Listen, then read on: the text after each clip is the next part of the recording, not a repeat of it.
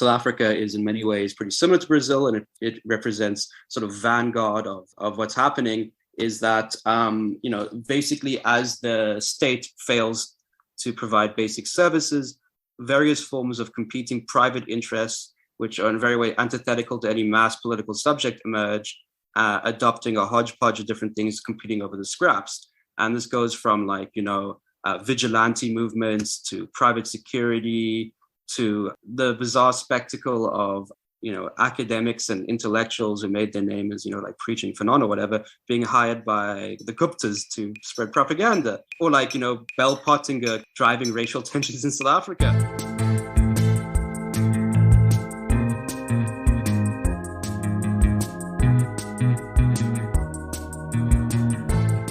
Hello, welcome to BungaCast. It's Friday the 20th of May as we're recording this. I'm Alex Hochuli in São Paulo, Brazil. Philip Cunliffe is in... where are you, Phil? Hello. I'm in Canterbury in England, as you know. Well, you might have been somewhere else in a nearby town or city. George, you're in a nearby city. You're in London, right? I'm actually not. No, I'm in Cornwall, or Kurnow, as they say down here. They don't say that, George. No one says that. Petty bourgeois Cornish nationalism, nobody says that. Like 200 people speak Cornish. Nobody says Kurnow. Everyone says Cornwall. Well, I beg to differ. I've seen a number of bumper stickers with the black and white flag saying Kurnow. I mean, I don't say Kurnow, but yes, I'm in the southwest of England. I mean, is this one of the consequences of Brexit, that not just a united Ireland and a independent Scotland, but an independent an independent Cornwall. Yeah, that's definitely going to happen. Good. They should nationalize whatever they produce there, coal and pasties, I guess. I don't even know if they do coal anymore. They don't anymore. Produce coal there. They produce tin. Tin. They did. Oh, they did. And actually, the two are connected, because the pasty, for our non-English listeners, is a pastry with a kind of a handle that you hold when your hands are all gacky from your tin mining, and then you eat it, and it's got delicious potatoes and mince and all sorts of things. It's very tasty and healthy. Well, not healthy, but that's the most gammon thing you've ever said, George. I feel like ill thinking about pasties now, just thinking about it's basically a bad empanada. But anyway, we're here not to talk about Cornwall, but somewhere else, about South Africa. Say Cornwall. That's true. Yeah, don't say American, man. Come on, you've lived in Britain. Cornwall? Come on, say it properly. Cornwall. Oh, God. Fine, whatever. Anyway, you're a gringo deep down. We're going to South Africa now, which is also a terrible even accent that I tried to do. That was terrible. Yeah.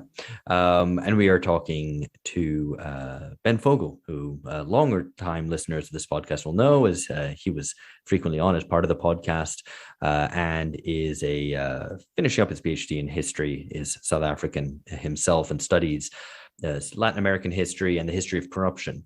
And he's also kind of interested in crime and things like that, which is very apposite, because you will hear me talking to Ben about basically South Africa's mafia state, about how its sovereignty is collapsing in the absence of any real political contestation, and how kind of various private networks, often criminal, have filled the void.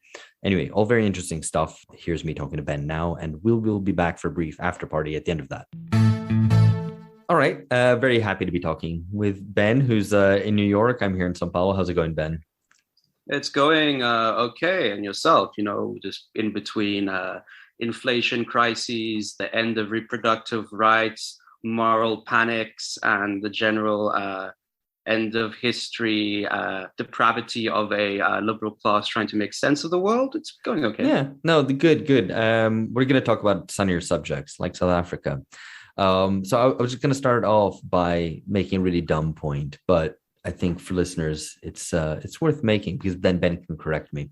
But I feel like South Africa is a very Gen X sort of thing, right? So South Africa for Gen X, who had generally kind of pulled away from politics or lost hope in socialism or social transformation, South Africa was a kind of new form of left liberal post-socialist hope. It was kind of the third world rising in a kind of rainbow coalition, post-racial, but you can still see elements of that today in today's politics. But, South Africa doesn't really represent this icon of hope for certainly for millennials and definitely not for Gen Z.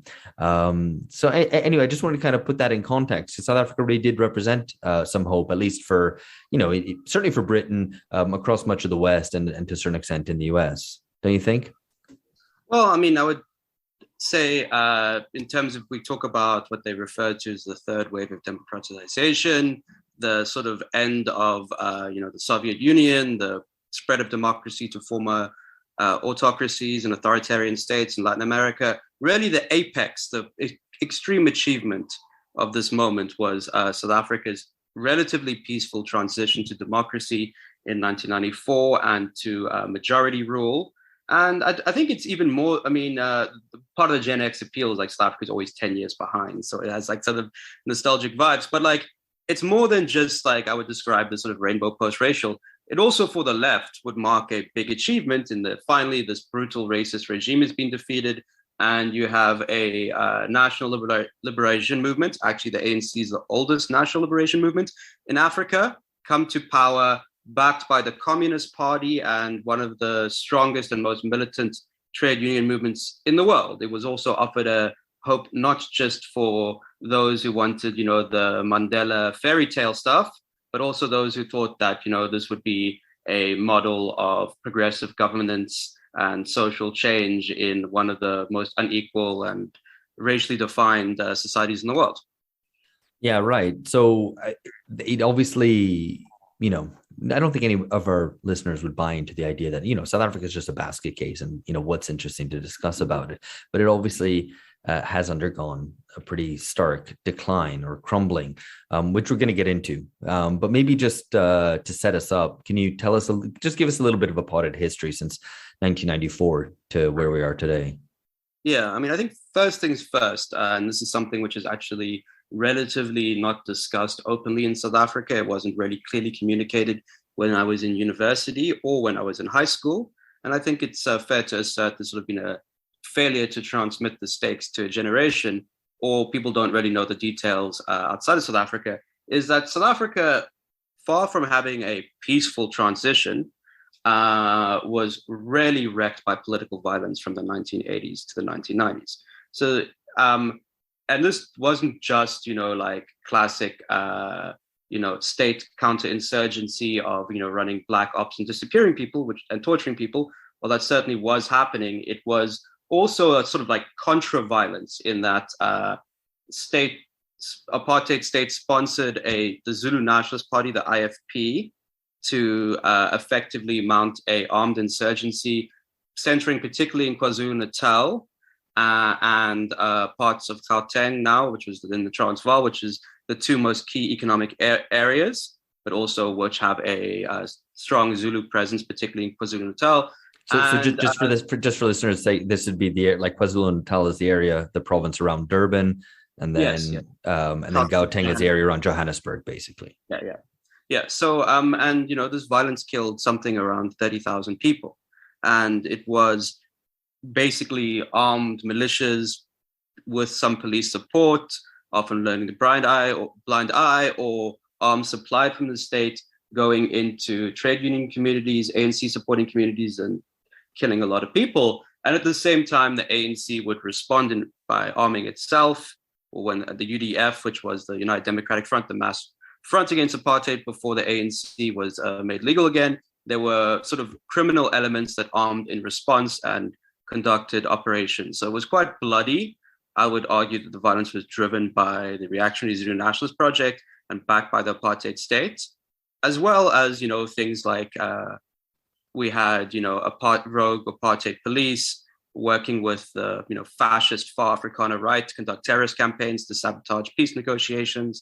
There was a lot going on. There was a big worry that sections of the military and the police would, sabotage the peace negotiations. You had cops going in blackface onto trains and just shooting it up.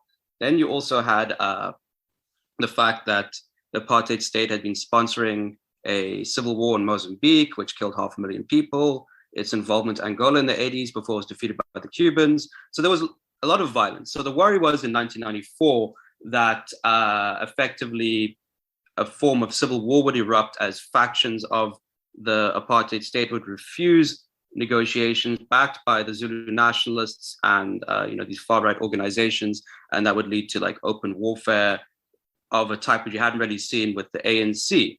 Now, there were real worries because there was lots of people being killed at this time. It was particularly following the murder of Chris Hani, who was probably the second most popular politician after Mandela in about 94. He was the leader of the Communist Party at the time, one of the most heroic figures in the South African liberation struggle. So this happens, and despite all of this, we end up having a peaceful election and transfer of power. So in 1994, the ANC didn't rule outright. They opted to have a government of national unity, which included elements of Inkatha and the National Party, the party of apartheid.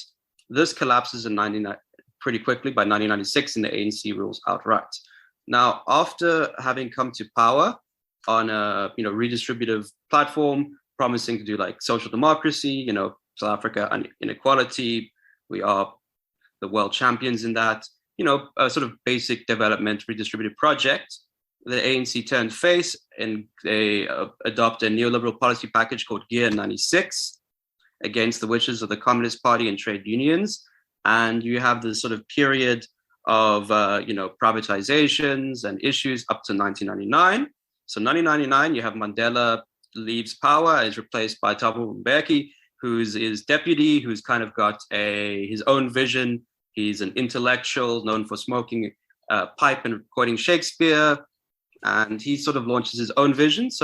But South Africa's economy is still not growing properly at this point. We've just come out of like a terrible economic challenges of low growth, high unemployment. But by the early 2000s, the economy starts growing again. We reach about 6% growth. The ANC promotes policies which create a Black middle class, expanding Black professionals. There's, expansion of social rights, electricity, roads and public housing, even though country is still plagued by high crime and inequality is still, a fact. But at the same time, these were the positive years. We also had the fact that South Africa was being ravished by one of the worst HIV pandemics in the world, and the state was effectively adopted a nihilist position. It took mass mobilization driven by a movement called the TAC, the Treatment Action Campaign, which eventually allied with the trade unions and the Communist Party to basically deliver antiretroviral drugs to the masses. And despite his denialism, this campaign is successful, but this weakens Thabo. And Thabo is also being weakened by a few other things. One, these corruption scandals are starting to emerge. The ANC is protecting its own. There's a bunch of people who've gone into business. The signs that there's something going wrong are there. And at the same time, the left of the ANC is really upset about these neoliberal policies. But at the same time, Thabo Mbeki is adopting an interesting stance. He's talking about an African Renaissance, a new model for development and Pan-Africanism. He's articulating a positive vision. But at the same time, so there aren't really, sorry to jump in, but so there aren't really kind of any open political or even factional conflicts at this time. I mean, it's pretty strongly behind the ANC at that time, right? Well, I mean, basically the ANC is the majority party. It's got 2/3 majority, but there's a strong conflict which emerges about 2004, 2005 after this AIDS crisis, which is what happens is the deputy president, Jacob Zuma, who's a former intelligence head of the ANC in exile, had done time in Robben Island, as opposed to Thabo, who had been in exile. He had lived in the UK, studied at Sussex, basically was removed from his position because he was involved in the 1999 arms deal, which was a major billion-dollar arms purchase where basically the whole ruling guard of the ANC were bribed by European and British defense firms. So he's kicked out for corruption and also facing a rape trial where he allegedly raped the daughter of his comrade.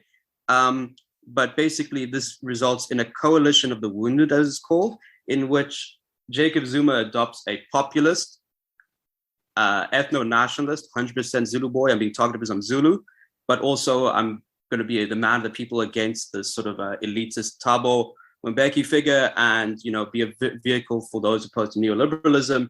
And this political battle becomes to define the country. So behind Zuma, the aggrieved parts of the left in the ANC, which includes COSATU, the largest trade union federation, and the South African Communist Party, as well as Zulu nationalists and people opposed to Thabo Mbeki, group behind him, which results in what they call the Tsunami, which is a victory at the 2007 Polokwane ANC National Congress, in which Zuma becomes the president of the ANC.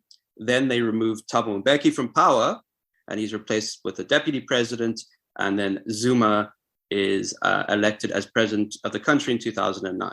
Now, he was elected promising to end neoliberalism in South Africa, promote a pro-worker, more redistributive populist project, as well as, mixing elements of ethno-nationalism. The Thabo Mbeki sort of neoliberal faction of the ANC, if you would like to call it that. Some leave the ANC, some are purged. There is factional strife, but Zuma still emerges triumphant. But from 2009 to 2012, what is very clear is that the state adopts a different, more developmental approach, spends billions on infrastructure projects, almost all, and particularly in the lead up to the World Cup, but almost all of them, from ports to massive power stations, turn out to be duds. We can get into that later. But by 2012, it's clear that Zuma is not governing from the left.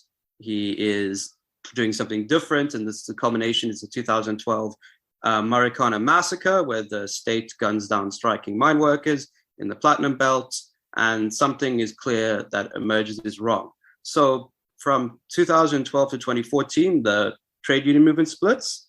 The opposition to Zuma, who is now implicated in very serious corruption scandals, is growing, and this culminates in this discovery that effectively South Africa had a shadow government in which Zuma was allied to this Indian business family called the Guptas, and was ruling basically for a looting, what we call state capture, a parasitic project corruption, which spread through all levels of society in ANC. Yeah, no, and listeners can check out an episode that we did, and Ben was involved in that as well as Sean Jacobs, editor of Africa as a Country, back in, it was 4 years ago, episode 27, where we discussed what would happen after Jacob Zuma, and we captured a lot of the specific history around Zuma then. So worth checking that out if you want more, kind of a little bit more detail on exactly what happened with Zuma and the transition to Ramaphosa. But to kind of continue on the story, jumping over maybe a little bit of the specifics of the Zuma state capture, is in 2018, if I'm not mistaken. So then Ramaphosa comes in, Zuma is deposed. What do things look like after Zuma, which seemed to at least be a bit of a relief from this overwhelming corruption and state capture under the Guptas? Yeah, I mean, I'm just going to skip a bit. So basically, as I mentioned before, the left supported Zuma in the ANC to the point where they pretty destroyed their own movements but in 2016, 2017, there's sort of like a mass movement that starts emerging. It was seen as mostly middle class and backed by big capital against Zuma. But then eventually the workers decide to go in the streets too against Zuma. So there's like a Zuma's fall. He's, doing away with the country. So it's a sort of a revisionist narrative that the workers were against this, but no, the workers definitely supported this. So Zuma is defeated in 2017. He wasn't defeated directly. His ex-wife was his sort of supported candidate, lost out in the ANC elective conference to Cyril Ramaphosa, and then Zuma is forced out of office in 2018 and replaced by the deputy president then, which was Cyril Ramaphosa. So Ramaphosa comes in with the support of big capital, with most of the ANC and what's left of the trade union movement in the Communist Party even. He is a former trade union leader, former ANC leader who had led the negotiations to end apartheid, turned billionaire, among other things. And he's kind of like, he's a guy who wants to kind of clean up politics, but he's kind of an anti-corruption sort of candidate. Yeah, it's also promising a social compact, everyone's on the same side development. I think he's also the ex-head of the McDonald's franchise in South Africa. But anyway, he comes in promising a cleanup, and people, after the other thing is worth mentioning, the ANC had been losing votes in every election. So that's one of the reasons they wanted Zuma out. So he comes in, and in 2019, he's elected as president with a fairly decent majority, even though the ANC still bled some votes. But people have hopes. But, there's the scandals, the state dysfunction, and everything from like regular power cut blackouts to, the collapse of basic infrastructure continues. Then there's COVID that hits. South Africa introduced a very authoritarian lockdown process and, reacts very heavily. There's and then just basically, 330,000 excess deaths. There's a lot to unpack there, but basically, to cut things short, there was a local election last year, and the ANC slipped to its lowest ever share of the vote, on the verge of losing its, getting 50% of the vote for the first time. And people, there seems to be like the ANC, with all its promises of reformers, has been hit by corruption scandal after corruption scandal. Almost all qualities of life have declined, and there's sort of like stasis there. So like the Ramaphosa project, for all its promises, hasn't delivered much. And so the picture of South Africa now in 2022, and really over the past kind of 2-3 years, seems to be, and you send me links and tell me kind of what's going on there. Is a significant amount of violence, and not just criminal violence, but you will have, for example, like anti-immigrant violence, some nationalist violence, various forms of vigilantism, and a kind of breakdown, it seems to me, of state sovereignty, such that local power groups fill the vacuum. So you have maybe you can tell us a little bit, kind of residents associations and taxi companies, which are effectively their own sorts of mafias or protection rackets, and are able to mobilize mobs to target certain groups. And then linked to all that, you have the sort of Zuma faction, which is organizing its own sort of violence. So maybe you can talk us through, firstly, the general picture, and then the specific picture in relation to what's going on in KwaZulu-Natal with the sort of Zuma faction.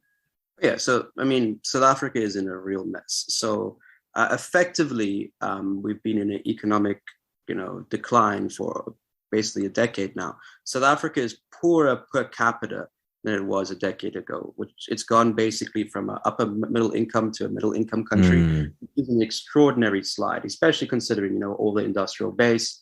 Almost by every measure of life, things are worse. Unemployment, according to the expanded definition, is 46%, which is, that's social crisis, it's social breakdown. Among youth, basically working class Black youth, it's about 70%. Which is just incredible, yeah. The basic infrastructure of the country's collapsed, the train network, due to theft, mismanagement, parasitic form of corruption, which we come back to later, and organized sabotage campaigns, has basically collapsed. The hundreds of carriages were burnt in an arson campaign. Not really any idea about what exactly was behind it in terms of prosecutions. The country goes through periodic blackouts due to the grid not having the basic periodic breakdowns in our power system, which was something which was warned about in the 2000s. And, when they finally did invest all this money in expanding our power capacity, thanks in large part to the Guptas, it ended up being like basically white elephants, which aren't built properly and can't be run, while billions of dollars were, siphoned off. So you have you basically have basic infrastructure from electricity to transportation falling apart in large parts of the country, including in major cities. Access to water is falling apart. No services aren't maintained. It's pretty dire out there. Then expanded with this, you also have basically, viewed this way, the ANC created a series of patronage machines within its party to use under the guise of its tender system, but particularly focusing on an element of creating sort of a black bourgeoisie, which was politically connected, a system of contracts in which effectively politically connected middlemen reap billions, but no services are delivered, and it's all kickbacks coming into the same people. And that sort of process has been in place since the ANC took power. Or is this something that happened over the course of the last 20 sort of years? Since the ANC took power, I don't want to go into it now, but the apartheid state had its own version of this project, which is a little bit different. But but effectively you have this, and then so what you have is as these basically this you have I think it's curious sociology of elites in which there's a view that the state had sort of infinite resources. It didn't matter if we didn't deliver, even if we stole. So if in other words, the amount of funds due to economic crisis is not the same anymore as it once was. So what's happened is these sort of parasitic factions which have emerged around the state have no longer had the same access to public funds and have been trying to maneuver into on the private sector, as the police also have collapsed, if that hasn't been apparent. So you have this sort of attempt to muscle in various different ways. And because the state's authority has collapsed, particularly in lockdown, so the effects of South Africa's lockdown restrictions, which included everything from banning rotisserie chicken to crop tops and various cigarette and liquor bans. Wow, yeah. And I'm sure you missed out when you were there on the crop tops in particular. I mean, the rotisserie chicken. It's a good combination, the rotisserie chicken and the crop top. Anyway, go on. Yeah. So, basically, there was described in one report, but nothing less of an effect of as a civil war. And I wouldn't underestimate the social breakdown that's been an effect from this. So, effectively, there was very little state support for, the South African working class. So it was eventually a $20 per month, £18 per month emergency grant that was allocated, but didn't reach enough people, and they made it hard to realize. There was all the money set aside to provide support for, capital and small businesses. Didn't really make it. Was fictitious almost. It was supposedly backed loans, but didn't make it to anyone. So the restaurant, the average store, was given no support and shut down. Basically, what is already a bad crisis got worse. And then you can imagine also how you're supposed to lock people at home who are living in townships, shanty towns, tin shacks. You're asking them to spend all day at home. It's just and then people saw the fact that then all the COVID purchases seemed tainted by corruption. According to the Parliament Special Investigative Unit, about 70% of COVID-related contracts are tainted or irregular. The health minister was pushed out because he used the marketing campaign for COVID stuff to benefit himself and his family. And this is a real sort of social failure. And it emerges, and we can get into the Mafia stuff a bit more specifically later, but effectively, in the absence of a leadership or a national project, because the opposition is relatively weak still, despite the fact that, the ANC is not doing very well. Various forms from the evangelical churches to vigilante groups to mafias, some with a social base, have emerged to effectively occupy the space, channel discontent, muscle in as we enter this territory. And it's so it seems like more like a kind of free-for-all. I mean, they don't seem to, or it's not kind of these organizations at a local level, whether it's, as you say, like charismatic churches or taxi group, who are trying to provide some sort of order at a general level, right? I mean, it's much more, I don't want to say factional, but I mean, it's just looking after their own interests and kind of self-forming groups, right? And as you say, it's not only trying to extract sort of patronage from the state, because maybe that kind of tap has dried up, but trying to do that to extracting from other actors in civil society, right? From other businesses and so on. Yeah, so I think this probably brings us a good way to describe what is called a radical economic transformation, which is effectively the tagline we refer to the pro-Zuma faction of the ANC. Now, for those who don't know, the terminology and discourse articulated and used by, I'm something very academic, basically they're fucking slogans of RET date back to a very curious coincidence. What happened was when they were being smashed in the media, scandal after scandal, the Gupta family and the Zumas got together and hired Bell Pottinger, which was, I think it's now demised, thank God, a London PR firm started by Lord Bell, who among other things was Thatcher's favorite PR guru. And she deployed him to help Pinochet clean up his image in the 80s too, among other things. So anyway, they got employed to clean up Zuma and the Gupta's image. And what they came up with was taking what is really a real thing in South African society. It's a social fact. South Africa remains incredibly unequal. The white South Africans, and to an extent now Indian South Africans as well, are much better off than the average Black South African. And, there is a racial division of wealth, even if we can get to later, but the ruling class isn't necessarily white. And, there is a historic legacy of racism and racial exploitation, which has not been rectified. So what they did is they said all the corruption project, which was being called state capture in the media, was in fact a form of radical economic transformation of redistributive policies to benefit Black people and make Black people in control of the economy. So there's a very big sort of like mystification between Black ownership, private sector, or the Black majority wanting things like land reform. Yeah, this sounds like something that would be at an ideological level popular with the Anglo left today, at least kind of the Anglo woke left, which seems to be most of it. It's like decolonize, Black empowerment, supposed economic equality, but in reality, it's just Well, I mean, to an extent, I've seen people like buy it hook, line, and sinker outside of South Africa. But again, so we get that. And then on the other side, white monopoly capital, which is in Stellenbosch, backed by London, the Afrikaner elite, who support Cyril Ramaphosa and, have, never given the land back. And they're just using corruption accusations to undermine the Black majority. So this terminology, which again takes a social fact and then is promoted by, cynical, gringo London spin doctors, and as well as ideological parts of the academy, the trade union movement, and even to an extent employs through other ways a lot of the sort of trendy ID poll and decolonization discourse that was emerging at the time in the US and elsewhere.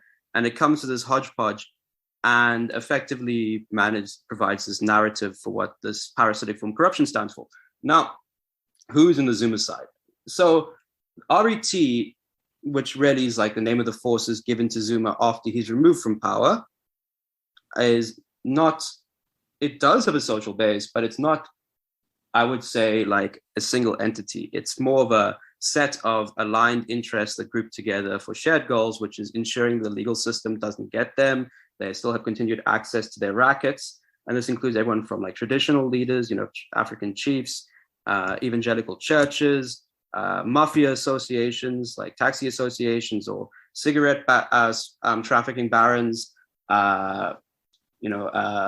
Zulu nationalist politicians, elements of trade union movement who have just turned their unions into racketeering schemes, as well as aggrieved local ANC mafia machines. So they all on one side. On the other side, you have what we call the reform faction of the ANC, the Ramaphosa faction, which, again, has the backing of elements of big capital, elements of other things, but also includes a lot of people implicated in all sorts of dodgy things. Now, so RET mobilizes, and it has, this sort of grassroots quality from xenophobia that they promote to, demand for transformation, which, performs access for like grassroots groups as well.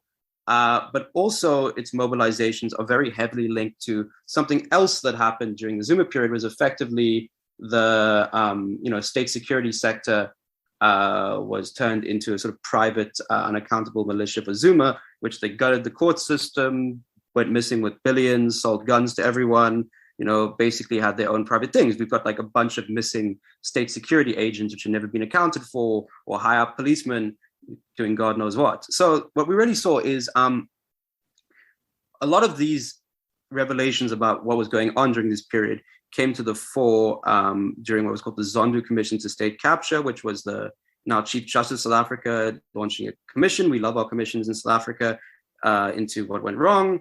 And, a lot of things about, all sorts of sordid corruption came out from members of parliament being bribed with a bribe pack, which is, like a bunch of meat for barbecue, to, billions of dollars meant to, hundreds of millions of dollars meant to benefit like poor Black farmers being fleeced, all sorts of stuff. Anyway, so this comes in, and Zuma uses what we call Stalin-Guard legal tactics, which is any excuse to avoid accountability in court. But he refuses to turn up when he's to the Sonderkommission, and he's indicted for contempt of court. So then he holds up in his compound, which is built with taxpayer money in Nkandla in KZN, which is one of the big symbols of state capture. Infamously, he said the swimming pool was a fire pool, which is meant to protect him from in case of fire. And they filmed a video of firemen to an operatic soundtrack running to the pool to try to get water to spray on the thatch roof. And that was done in Parliament, so it got pretty classical. So anyway, so he's holed up there. There's a standoff with the police. There's a bunch of militias and like armed men and Zulu warriors who are around him, and they're saying we will spill blood if you come for our leader. And eventually the sort of surrenders, negotiated, and he goes into prison for contempt of court.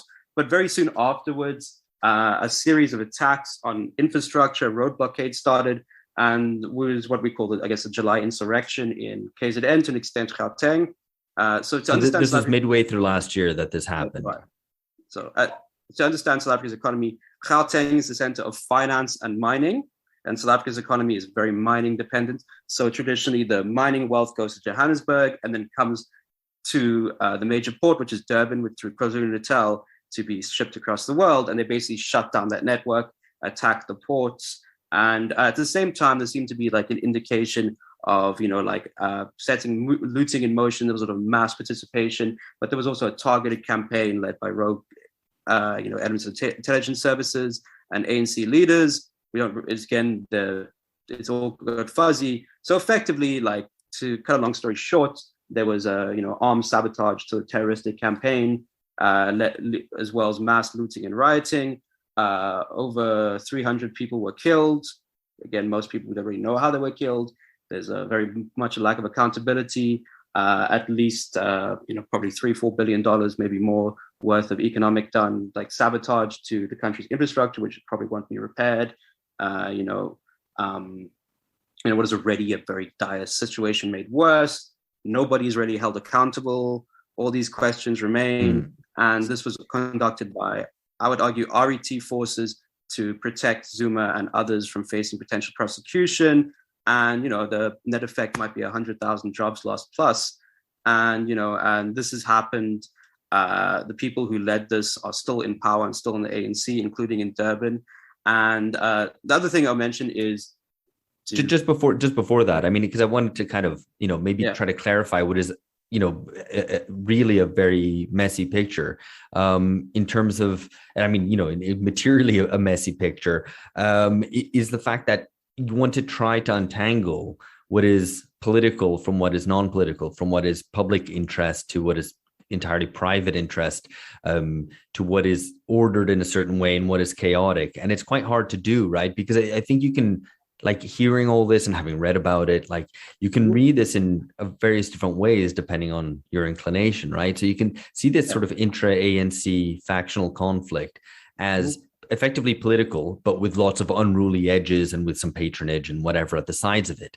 Or you can read it entirely the opposite way as just a question of private interest and power, which adopts some political window dressing. So, the RET being the window dressing for Zuma, supposedly having a radical face, whereas Ramaphosa presents a sort of mainstream centrist orderly face, and maybe neither of them have that. Maybe it's all just kind of a mess. Or and I guess you even hearing this, you might even be inclined to sympathize to a certain extent with the Ramaphosa faction. Say, well, at least they present, I don't agree with their politics, but at least they represent state authority and order against Zuma's faction's unruliness. I don't know. Where do you stand on this? What do you think is the right picture? There's also another narrative, which is something that you didn't mention, which is people who swallow bullshit hook, line, and sinker and think this is like a spontaneous uprising of the poor, purebred riot.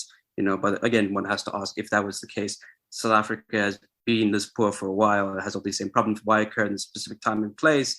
These special targets, why didn't spread across the rest of the country? Right. So this is an idea that basically what happened in July 2021 was a kind of spontaneous bottom-up uprising, which would then, would that interpretation kind of favor the Zuma faction, because they would see them commanding the kind of the people against the elite? I mean, at the very least, of letting them off the hook for like mass terrorism, or sabotage, whatever you want to call it.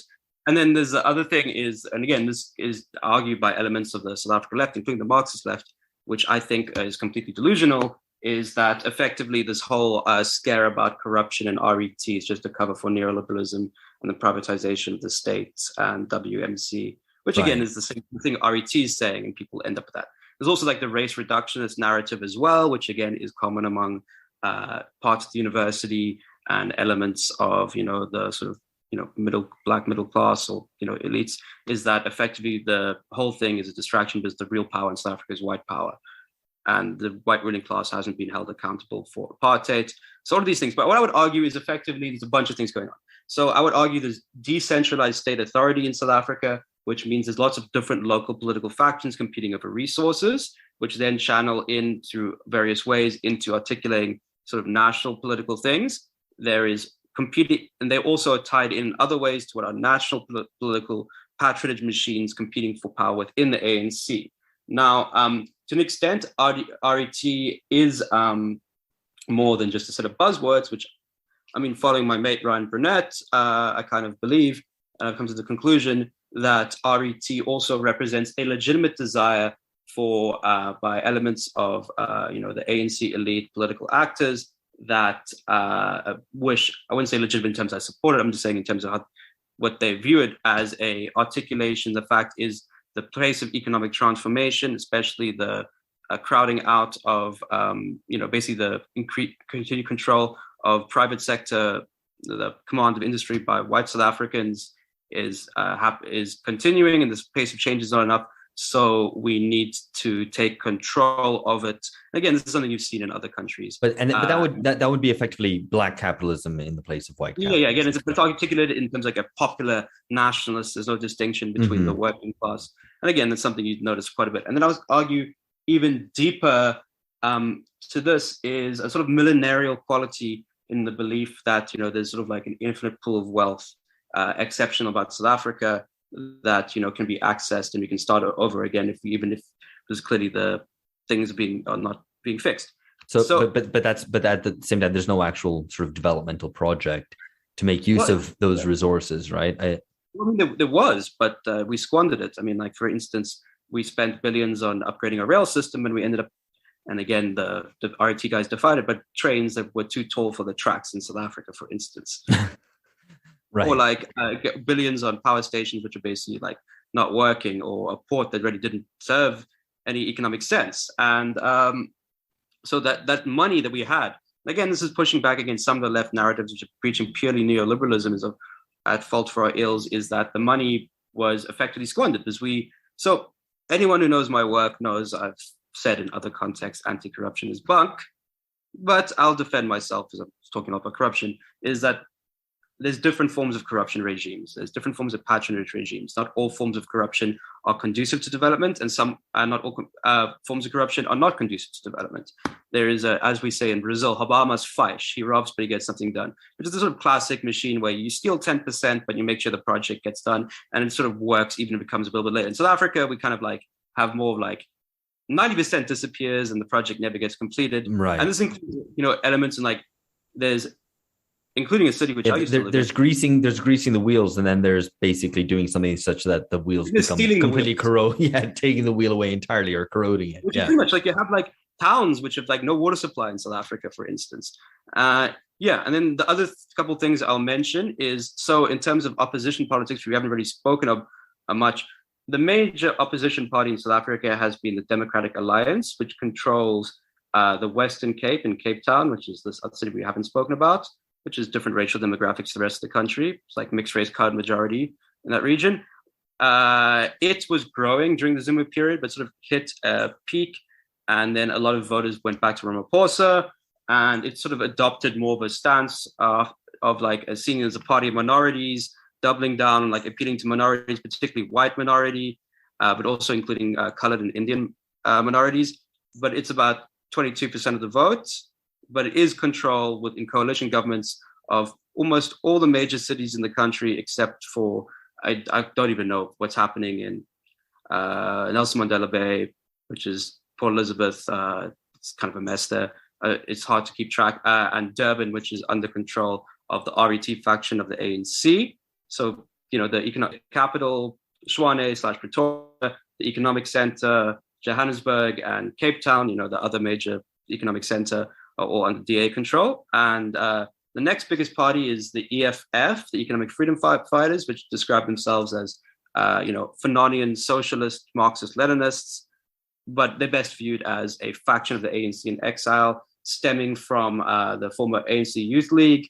Their politics, do they have a real distinctive quality? I mean, they're more left wing, but they claim to be more left wing, but they are notorious flip floppers in every issue. I would describe them as effectively as part of the RET faction. They share the same sort of goals and interests, even if they claim to adopt a more radical stance. And I've seen idiotic Americans like, why are you talking about the left? But if you knew the EFF and you know what they get up to, it's a bit hard. I mean, to really take them seriously. I mean, right. the leadership of the EFF are implicated in numerous scandals, but one is called the VBS scandal. VBS was a state-supported vendor bank, which basically was focusing on, Limpopo, which is one of the poorest provinces in South Africa.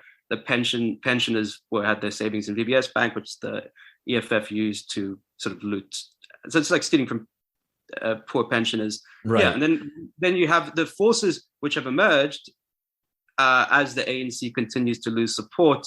There's numerous new parties, but they tend to be ethno-nationalist or xenophobic in various forms. Right. So just because I was reading about this, there's the something. What's it called? Action SA. We have terrible names for our parties. We have Action SA. I quite like Economic Freedom Fighters. I think, just as an aside, I think that's quite a good name. But they have a good uniform. They have the red overalls and the berets. Yeah. And so who's it directed at? Right, the xenophobia. It's immigrants from everyone. It's one of the few things South Africans agree about is African foreigners as well as South Asian foreigners are making things worse. They're responsible for crime and corruption. What do these immigrants generally do? Just to give a picture. So are they, because I know there's a thing about truck drivers. Truck drivers, corner store, people who are at the bottom end of the economy. So it's people at the very bottom end, but also do you have South Asians who are recent immigrants who are shop owners, or that's more the established kind of Indian community in South Africa? Pakistani and Bangladeshi immigration waves, and also Chinese immigration waves, and Somalian. But basically, imagine people who are competing in the same economic spaces, but so they're proximate and easy to blame. Especially they get blamed for organized crime and drug trafficking. Again, South Africans need no help with crime.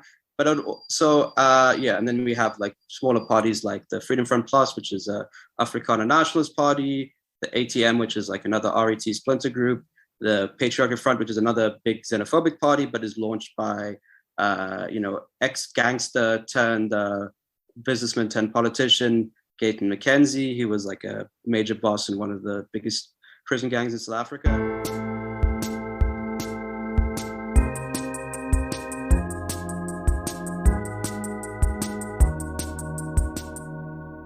I want to round this out and talking a little bit about kind of the decline of state authority and what happens in that context, and maybe draw out some broader lessons. But just before that, I guess we should talk a little bit about toxic identity politics, because this is something that we haven't touched on directly, but it seems quite present. I mean, not just in terms of the xenophobia, which is obvious, but also in terms of Zulu nationalism and various other things. The whole idea of Black empowerment and Black capitalism, which is a factor. So maybe just kind of tell us a little bit about this and kind of maybe also how it relates to some of the kind of campus-based activism, because there was the famous Rhodes Must Fall campaign. And how does all this stuff interlink? Well, I mean, that's a very complicated question itself, but I will start with some sort of other things about, the RET fictional narrative, which gives a good indication. And again, it's something which is embraced by elements. People would call them Marxists, people who call themselves on the left, people, campus activists, people who claim to, support intersectionality or whatever. But basically the idea is that WMC mobilized behind Ramaphosa to remove Zuma. And, there was basically, that was the real issue. And again, this is all distraction from continued white ownership of the economy. There was also, but the fact is, we know this, is the forces of, radical systemic RET include the Guptas, of course, which were notorious racists, anti-Black racists. Bain, which is, those don't know, Mitt Romney's former company, Bain Capital from Boston. McKinsey and Company, the worst company in the world. McKinsey were involved in this.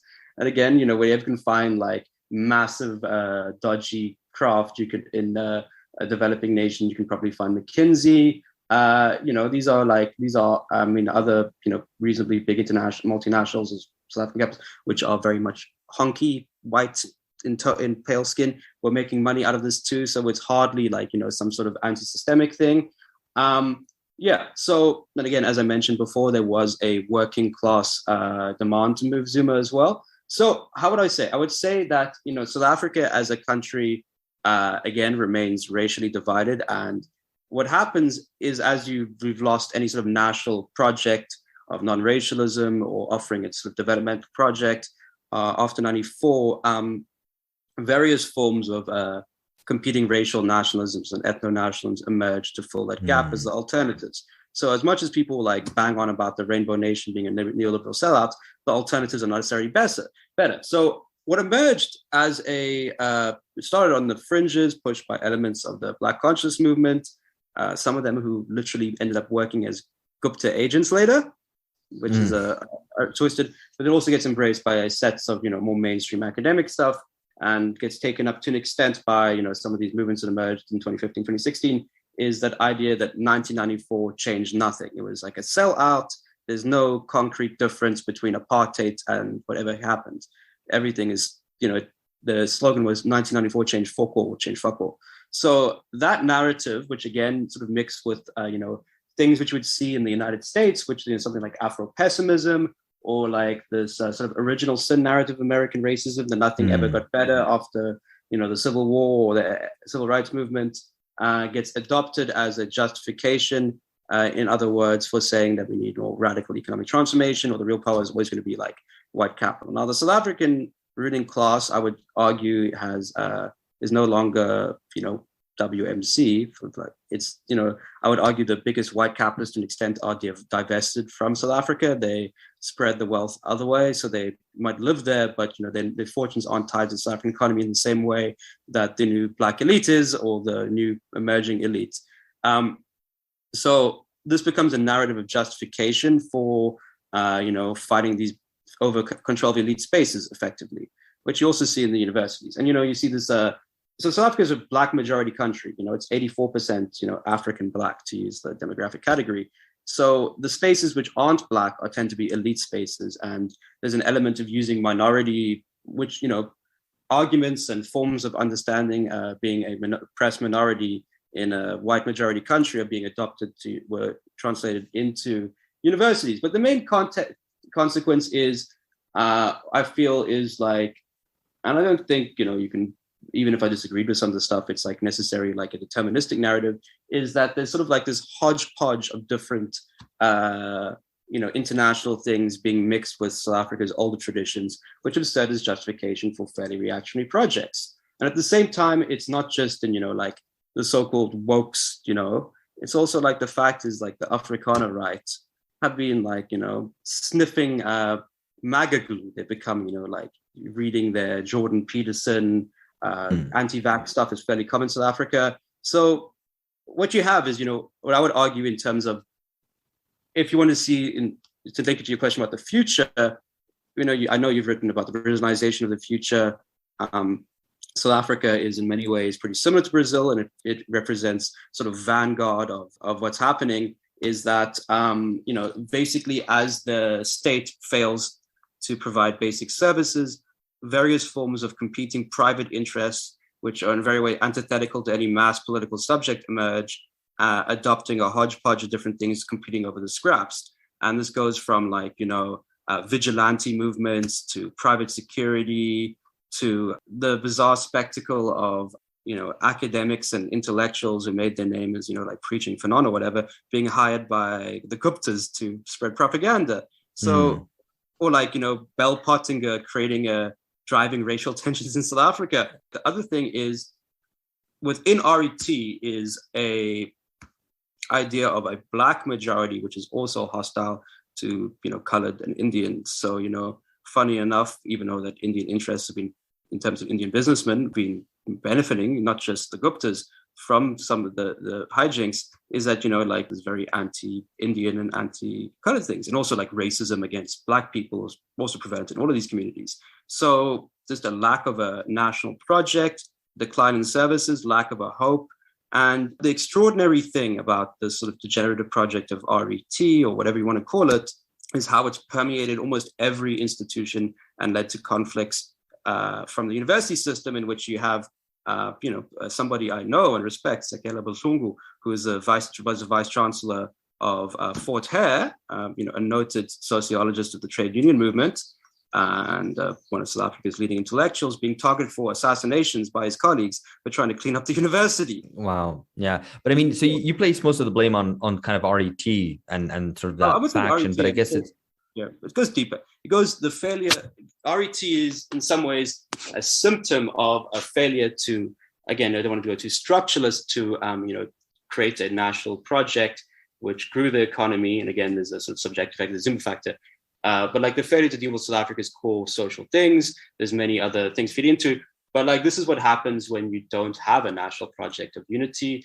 And then, give you another example of like this sort of degenerative of, thing that creeps through the institutions. You have, there's so many examples of this like farcical legal cases. But you had an effective like brief period of state capture in the South African cricket team, even.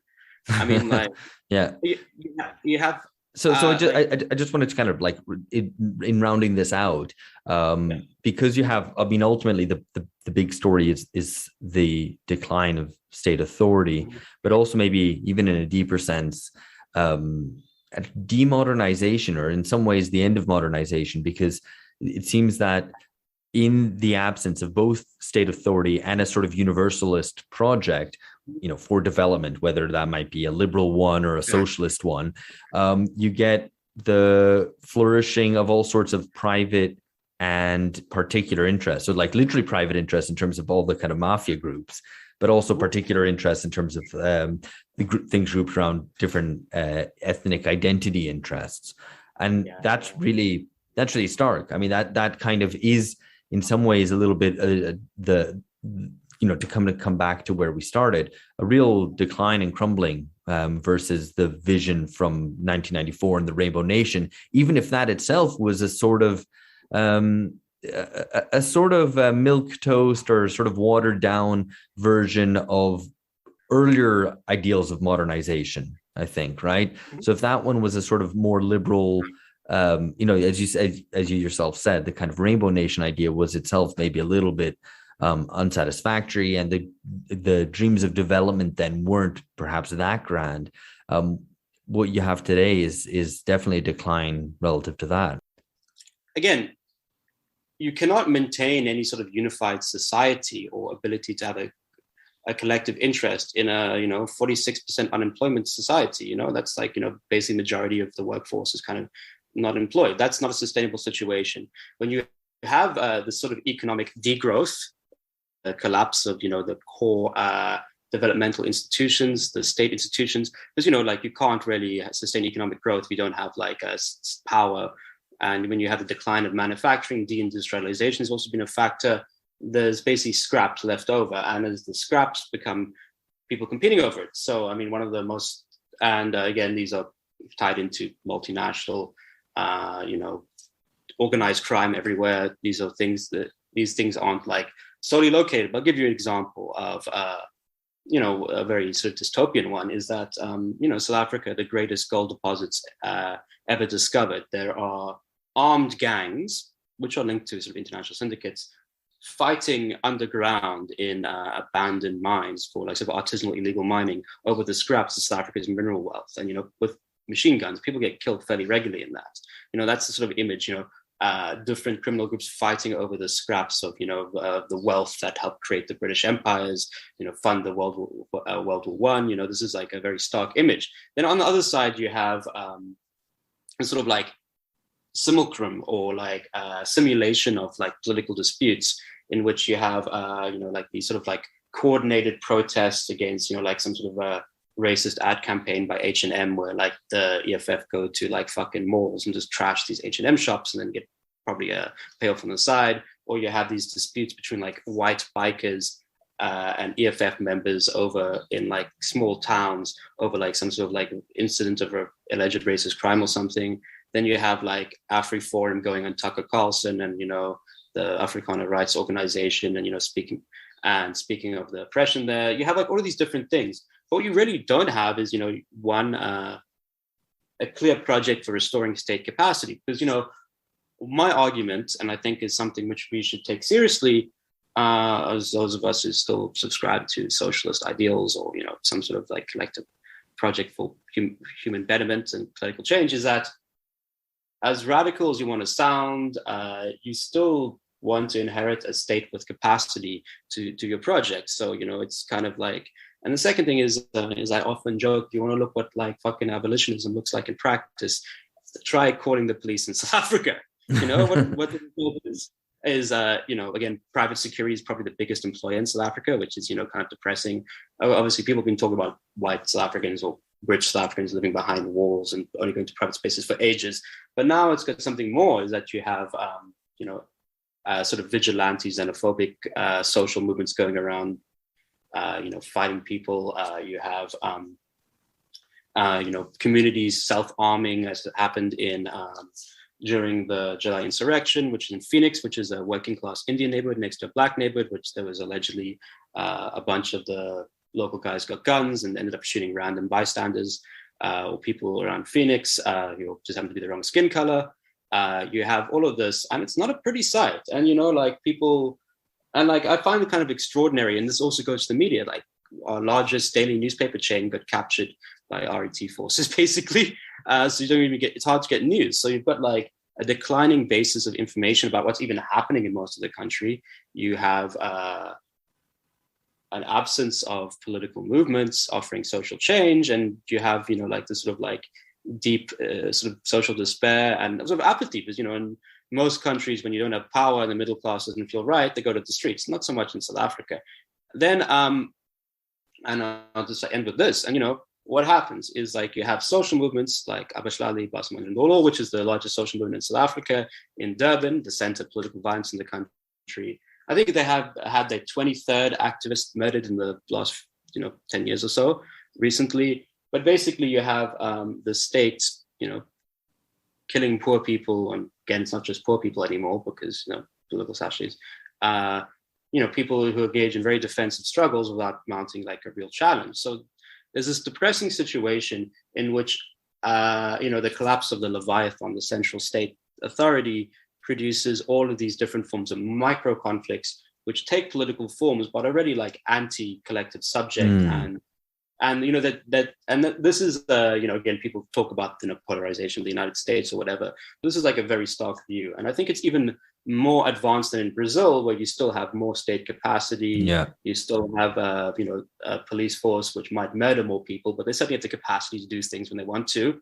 And this is my last point, is you also have the fact is that the country is hostage to a political party which is conducting, you know, like acts of sabotage against itself in power. Yeah, no, that's a really grim picture. And I guess at least the first task is to denude a lot of these forces from any sort of political pretensions, or at least from kind of their ideological window dressing. And I think we've done that at least today. Anyway, well, that was grim. Hope to talk to you next time about something a little bit more pleasing. But cheers, Ben. Okay, and we're back. This is Alex here with George and Phil. Guys, what were your thoughts on that? It's pretty depressing. I mean, I guess the first thing to say is about the kind of the concept of a mafia state. I mean, it's how we introduced it. This is kind of a contradiction in terms or at least according to some sociologists' account of how the mafia arose, which is in the absence of the state, the mafia or Pepe is the person who, because you can't rely on the state to secure contracts and things like that, you basically pay a proportion of any deal to somebody who will beat you or the person you're contracting with up if you don't honor the contract. So it kind of steps in for the absence of the state. I mean, this is the Sicilian mafia specifically because it's so far from the central Italian or, you know, regional and then kind of national Italian state. So I just think it's interesting that the kind of the development of these ideas into the state capture and the plunder that's going on in South Africa that Ben details. I think that is consistent though as well, because the whole point is like South African seem, at least according to what Ben portrayed, and as you say, a grim picture. It's disintegrating into a bunch of rackets, right? And that you do have like the various taxi mafias and local vigilante groups are kind of organizing on the basis of self-help to compensate for the lack of any public order or for collapsing public order. Yeah. So I guess that would make sense. I guess probably what's needed to solve this situation in the UK here, we have Keir Starmer, the head of the Labour Party, whose allies have styled him as Mr. Rules. So, I mean, if your allies call you that, I mean, what are your enemies going to call you? But I mean, it just made me think like that's the problem. I mean, the South African politics, one, lacks a kind of Mr. Rules figure. Two, Ben painted a really bleak picture of him not being able to wear crop tops and have rotisserie chickens during the lockdown, and that's just like, what a sad life that would have to be. To live without your crop top and your rotisserie chicken on a Friday. So I think maybe I think perhaps no crop tops for Ben is probably a good thing. But that aside, I mean, it did. I mean, even at the time, I remember, South Africa's lockdown kind of, quickly had the reputation as being among the most absurd and extreme of many absurd and extreme policies associated with lockdown around the world. I mean, I suppose the thing, certainly things that Ben said were corroborated by things that I've read about Africa and South African Facebook friends who post kind of updates about the last, kind of a nearby railway track which has been kind of stripped and raided, buildings being burned down, the collapse of kind of water supplies, power out, blackouts all the time. So everything that I know about South Africa, independently of what Ben said, kind of, corroborates what he said. And it's almost like, I don't know, is apocalyptic too strong for what just seems to be a society that is, kind of, and the most advanced country in Africa, that is just kind of being shredded and being all of its kind of industrial capacity being vaporized. And so I guess what strikes me, thinking also about, what you've written, Alex, is the two of the BRICS, at least, of the kind of that marketing slogan for investment from in emerging the 2000s. Economies, Yeah, Brazil, Russia, India, China, and South Africa, the BRICS. At least two of them, if not Russia too, which, seems to be, kind of a decaying empire. At least two of them, Brazil and South Africa, just seem to be in full kind of state, just full kind of disintegration. And it's South Africa much more advanced actually than Brazil, by the way that Ben tells indeed, so you should have written the piece saying the South Africanization of the world rather than the Brazilianization of the world. No, I think there's still the opportunity to have some kind of middle brow book, Crumbling Bricks ? And I'm then sure that's the been decay written actually. I'm actually, but I think that not the wider because it will.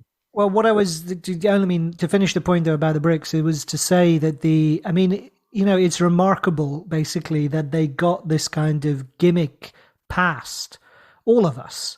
That it was taken as good coin. This kind of marketing slogan for emerging market investors essentially became common currency and common parlance. And at least two, if not three, of those kind of countries were storing up tremendous problems, and that now, this is what they're left with. And I guess the big question for me, at least, is, and maybe it's a parochial one, but I wonder how far South Africa really is, the mirror of the future, basically, for all developed countries. Total kind of disintegration and collapse. And I don't think all Western states will go in that direction, obviously not, or that they would reach kind of South Africa's kind of extreme nadir. But if perhaps if it's a direction of travel, and that this is the results of decades of neoliberalism, essentially, that you just have this society that's evaporating into the ether. I think Alex put it in an. Oh, sorry, go on. No, obviously the core capitalist countries are in a privileged position in the ability to insulate themselves from some of these elements. Some of them are kind of self-imposed, of course. and through neoliberalism. No, but I mean, I'm thinking of kind of decay of public infrastructure in the States. Absolutely, the crime absolutely. rates Yeah, in the States, yeah. No, the absolutely. opioid deaths and all of that, But I think that the US, you could still say there's a political capacity for them. There's enough. I don't want to say there's enough money, because that would be a really dumb way to put it. But there are enough resources. Sure. They hold. They sit at the point of the apex of value chains and so on. That if there were the political will to do something, you could. In South Africa and in Brazil, and this goes even more so for weaker countries. Not so much the semi-periphery, but really the periphery, where the capacity is just no longer there because you can't industrialize, because you can't compete. And so, you're left selling raw materials to kind of richer, more industrialized countries to process that. And it's difficult to, It's more than that, though. I mean, there are plenty of countries, that are weaker and poorer than South Africa or Brazil, but don't suffer the sheer levels of kind of inequality, of deprivation, and of just sheer kind of criminality and organized banditry. Yeah. So, I mean, they are, it is on an enormous scale, and it is specific to a certain kind of middle income state. So I don't think it's just a question of, whether or not whether all developing countries are capable of industrializing or anything. There are pathologies that are unique to these specific countries. And there's another element as well.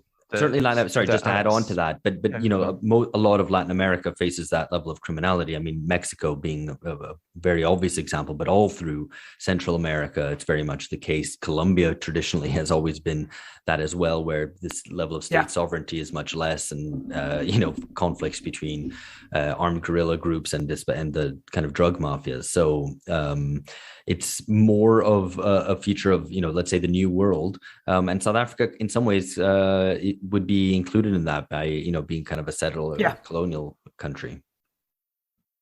Yeah, and an additional, as I was going to say, an additional element to all of this is that, as you kind of pointed out, Alex, that there's the kind of the Gen Xer post-socialist hope in the 90s. So it's not just like all of these things, but it's a further fall in one sense of like the hope having been there before. Like this, like what could happen? And anything could happen. Think of all the possibilities. Oh well, actually, shit. I mean, this breakdown is. I think you both kind of. I think you perhaps underplayed that. I mean, I think the failure of the Rainbow Nation, Mandela, doing the long trek and kind of casting his vote and leaving Robin Knight, the kind of the choreographed departure from prison. I mean, it really was kind of the moment for the left. So even if they kind of, they were kind of, even for the anti-Stalinist left or the socialists who kind of were mournful for the end of the Soviet bloc, they could at least hold out their hopes in the Rainbow Nation, right? And the end of apartheid. That was something for them at the end of history. So the fact that that's failed, I think, is really important. And on top of that, also, it's a failure of the left, I think. And it's, but comes with such bizarre aspects to it. So this weird kind of, the point that Ben was making about the Bell Pottinger kind of PR firm and just how implicated it has been in South African politics. Yeah. It's this weird kind of mashup between Thatcherism and Stalinism in the case of the ANC kind of Bell Pottinger alliance, So all sorts of oddities cropping up in this tremendously kind of messy and corrupt system. Okay. On that cheerful note, we'll leave this here. It would be good actually to talk about some other countries in this sort of light. What happens when, development is kind of out of reach, and different kind of political and institutional responses to that. So, if you think we're missing out talking about a country that, we've definitely overlooked, give us a shout. Let us know. Let us know what you have thought of this. Drop us a review wherever you listen to your podcasts. And we will be back in a week, as we always are. Catch you later. Bye-bye.